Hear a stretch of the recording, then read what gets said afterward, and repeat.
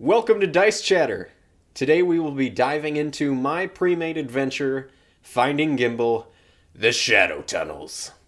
The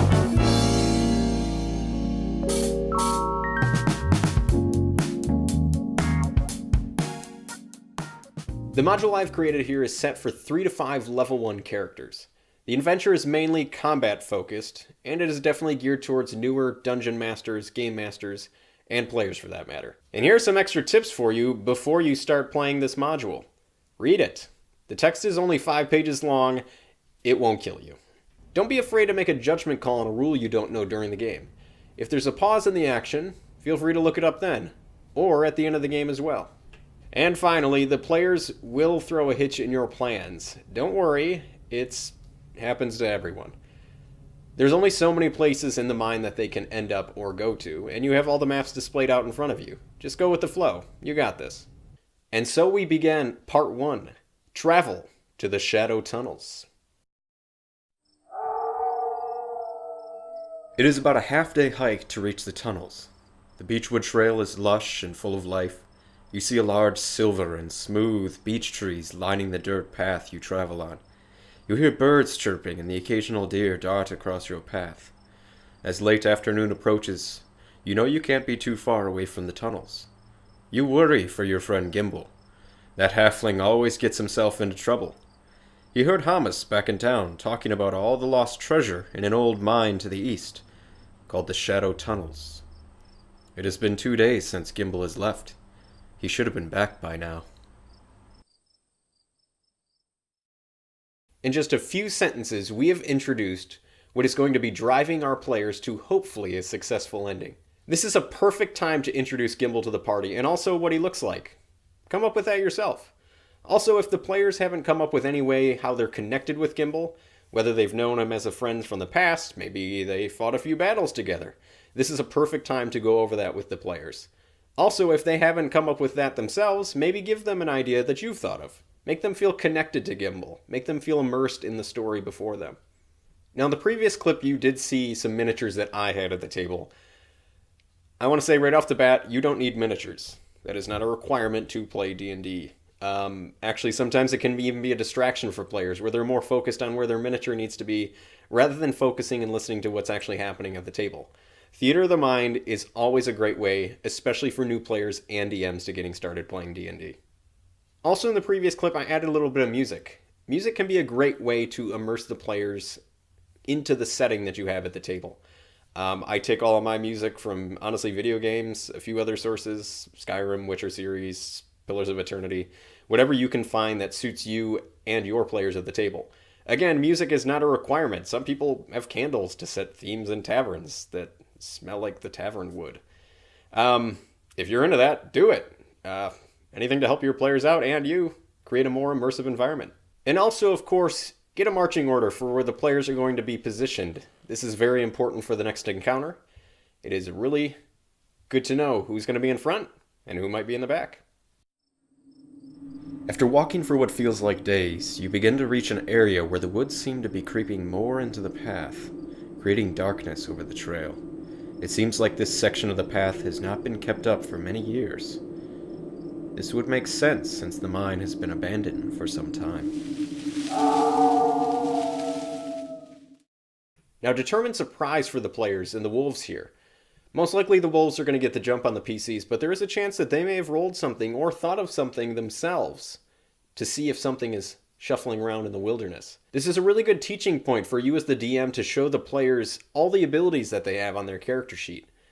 Can they be perceptive? Can they investigate inside the bushes to see if they find maybe some berries to eat or the wolves behind them? Do they want to roll a stealth check to sneak around the bushes and move up farther up the path? That is entirely up to them. The battlefield here does not need to be that big, maybe a 15-foot path with dense foliage on each side. This is kind of up to you as the dungeon master or game master to maybe create something yourself. Create a nice little battle mat or lay out a sheet of paper and just draw lines. Show where the players are at on the map. Also, these wolves are beasts. They're hungry, and they want to kill something. They will hunt in a pack, and maybe go after the smallest character at the table. Maybe a wizard or a shriveled old warlock. Whatever the players have set up. As you dust yourself off after the ambush from the wolves, you continue forward to your goal. As you venture forth, the brush is becoming thicker and more dense. You and your friends are having a tough time making it through. Then all of a sudden, you reach a clearing, and before you is the mouth of a cave. As the sun starts to set behind you, you catch a glimpse of an old rusty minecart track leading into the cave. Some old, weathered wooden boards are pressed into the entrance. This place looks like it has been abandoned for some time. Now at this point, you may have some players at the table who want to investigate the surroundings, check the cave entrance, check just outside, see if they can learn anything about what's inside. And you may have the player who just wants to run in. It is up to you as the Game Master to determine whose actions occur first. You control the pace of the game. Don't let that person charging in ruin your flow or ruin other players' times at the table. Next we move on to Part 2, the Shadow Tunnels. As you step inside the cave entrance, a foul stench hits your nostrils. The minecart track beneath your feet seems to be functional, but you do not see a minecart around. You examine the walls as you take a few more steps inside. They must have been carved out decades ago. After taking a few more steps, you enter into the first room. You see a number of smashed up barrels and crates. The minecart track seems to ramp up into another section of the mine, yet it seems most of the support boards and a large portion of the track is missing. An old fire pit lays dormant in the corner of this room. Traps in this instance are a good way to keep the players on their toes here. It'll make them check around a couple corners here or there. Make them feel a little worried about when they open a door or maybe open a chest, or just look over the edge of a cavern. But the problem here is you don't want to throw so many traps at them that it becomes a hindrance, and slows down the game. It can get very repetitive, extremely boring, and also it's just not that fun to roll some dice at some guys and just say, hey, you take 6 damage because you didn't see an axe fly at you. You got to be careful. Throwing a few traps in here and there is kind of how I feel the sweet spot is. You really don't want the players to really become crime scene investigators and waste their time and your own time. Now this is the time where the players get their first taste of kobold blood. This is also a good time to describe, well, what a kobold looks like. What clothes he's wearing. Is he wearing armor? What types and what do the weapons look like that he has on him? Immerse them in the story a little bit more. After the kobolds have been dispatched and some treasure found, the only way for the players to go is deeper into the mine. This is a point where the players may go down a few different paths, so be prepared. Does the party try and enter into the old sleeping quarters, discovering the hand axe trap? Or maybe they tread towards the flickering light and find a number of kobolds surrounding a campfire. Or they could just beeline to the northeast room and head straight up to the next level of the mine. The players here will hopefully make the decision process a little bit exciting for you as they have a few different paths to go. But at this point they are going to be traveling up the ladder to the third and final section of the mine. You make your way up a tall ladder that must be close to 45 feet tall. As you take the last step up, the wood snaps. The ladder goes tumbling back down far below. You quickly assess the platform you are standing on. North of you, there is a wooden bridge that leads to another area. To the east, there is a gap that leads into a large room. You hear a loud screech as 2 arrows fly past you. So there are a number of ways the combat here with the kobolds can go. The players may jump the gap and try to charge and rush them right away to take them down, or they may head north into the room above, attempting to take some shelter from the volley of arrows. Also, if you have one laying around, a timer or an hourglass is a very interesting tool to use here. Set it out in front of the players, and when that time ends, have those kobolds fire the arrows at the players. It may have them do some rash decisioning. This tool is also similar to the traps in my opinion. If you overuse it, it can get stale and boring, and players will kind of just ignore it at the end of the day. And now we move on to the finale, the final boss, and the escape. You step into the room and see barrels and crates dotting the back wall, and multiple bodies are on the floor encased in a web cocoon. To the east, you see a minecart on tracks attached by an iron rod. One body is dangling from the ceiling, about 10 feet off the ground.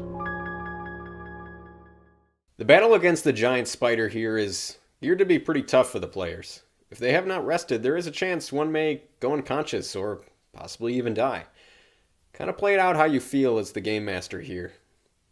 maybe go easy on them if you'd like. After the battle ends, have the player describe how they killed the giant spider. And if they don't want to, maybe describe the past few events that eventually led to the spider's death. Make this point count narratively. Make it really feel that the players accomplished something here, and that they really saved Gimble. Keep in mind, when that spider dies, it lets out a loud screech, informing the hundreds of kobolds in this mine that that scary thing in the spider cave has died, and that there's food there waiting for them. Now, this might be a weird instance where the players actually want to fight their way out of here. Give them that option if they so desire, but keep in mind, there is an escape route, and Gimble is letting them know. Now, if the players go down the path of what is kind of set up here in the module, they take that minecart and escape, possibly crashing and maybe injuring themselves a little bit, but they are successful. They save Gimble and escape the cave. Now, this is kind of the fun part for you. You can continue this adventure into another module you've created yourself or something you found online. Also, as another reward to the players, if you do go this route, advance them to level 2. It is a good way for you as a game master and them as players to learn how to level up. Congratulations, you have completed Finding Gimble, the Shadow Tunnels. I hope you and your players had a fun time running and playing in this module. If you have any comments or questions, constructive criticism, please put it down below in the comments. I would love to read it and see what you have to offer. As always, I want to thank you all for watching this video today. Hopefully it gives you some help with running this module. And of course, happy gaming.